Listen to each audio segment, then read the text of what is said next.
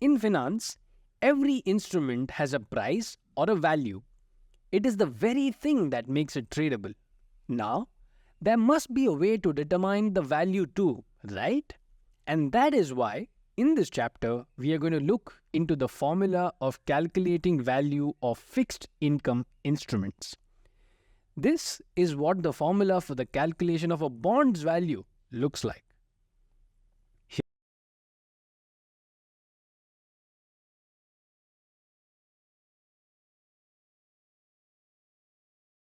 Here, Cn is the coupon payment in the maturity period. N refers to the maturity period itself. YTM stands for yield to maturity. P is the principal value and I refers to the interest rate or yield to maturity.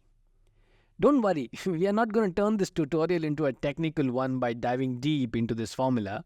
However, after going through the formula, you should understand that a bond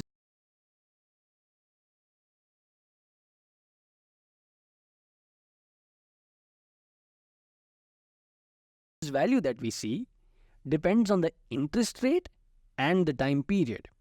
By the way, one important factor that you should notice here is that the formula shows us the inverse relationship between a bond's value and the interest rate. From this, we can deduce three scenarios. First one is a par bond.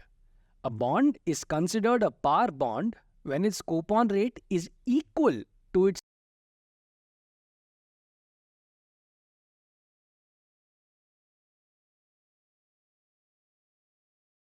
yield to maturity.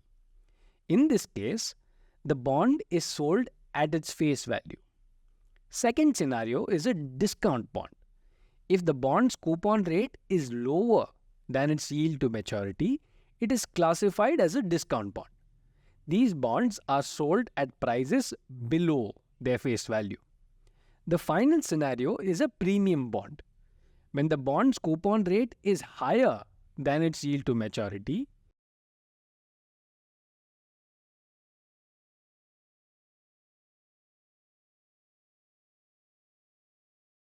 it is referred to as a premium bond.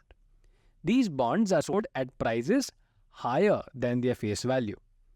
Hence, it becomes very crucial for traders or investors to accurately calculate the value of fixed income instruments to determine whether it is undervalued or overvalued.